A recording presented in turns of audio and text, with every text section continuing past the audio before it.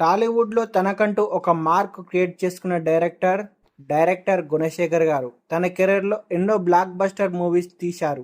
చిరంజీవి గారితో, మహేష్ బాబు గారితో, అల్లు అర్జున్, రవితేజ గారు వంటి స్టార్లతో వర్క్ చేశారు కూడా. గడిచిన ఒక దశాబ్దం నుంచి ఆయన నుంచి ఒక సినిమా అంటే ఒక సినిమా రాలేదు. అయితే 2015లో వచ్చిన రుద్రమదేవి చిత్రాన్ని గుణశేఖర్ గారు తెరకెక్కించగా, చివరగా ఆయన తీసిన 2023లో శకుంతలం సినిమాతో భారీ డిజాస్టర్ని అందుకున్నారు. అయితే ఈ అక్టోబర్ 9 నాటికి రుద్రమదేవి రిలీజ్ అయి 10 ఏళ్ళు కంప్లీట్ అవుతుంది. అయితే ఈ మూవీలో అనుష్క శెట్టి గారు ప్రధాన పాత్రలో నటించింది. ముందుగా ఈ పాత్ర కొరకు నయనతార గారిని, ప్రియాంక చోప్రా గారిని హీరోయిన్లుగా తీసుకోవాలని ఆలోచించిందట. కానీ అరుంధతి లాంటి లేడీ ఓరియంటెడ్ సినిమాతో మెప్పించిన అనుష్క గారే టైటిల్ రోల్కి ఎంపిక చేసుకున్నారట. చాణక్య వీరభద్రుడిగా రానా దగ్గుబాటి, గణపతి దేవుడిగా కృష్ణరాజు గారు, శివదేవాయగా ప్రకాష్ రాజు గారు, ఇలా ఒక్కొక్క క్యారెక్టర్లో ఒక్కొక్కరిని అనుకున్నారు. కథలో ఇంకో ముఖ్యమైన ఇంపార్టెంట్ క్యారెక్టర్ అయిన గోన గన్నారెడ్డి పాత్ర కొరకు ఒక ఇద్దరు మెయిన్ స్టార్లను కలిసిండట. వాళ్ళెవరో కాదు, మహేష్ బాబు అండ్ ఎన్టీఆర్ గారట.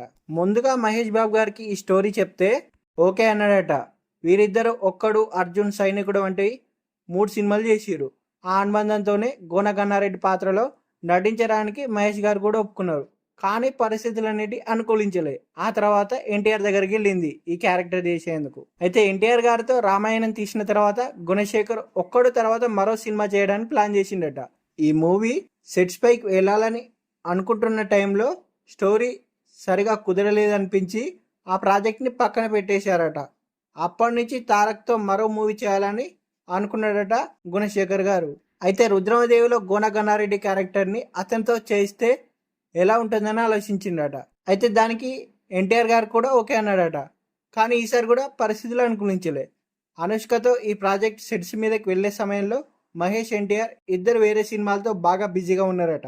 అదే సమయంలో గుణశేఖర్ గారితో వరుడు మూవీ చేసిన అల్లు అర్జున్ ఆ పాత్రకు సరిగ్గా సెట్ అవుతాడని అనుకున్నాడట. ఆయనతోటే ప్రొసీడ్ అయిందట. దీంతో ఈ క్యారెక్టర్కి అల్లు అర్జున్ గారిని సెలెక్ట్ చేయడం జరిగింది.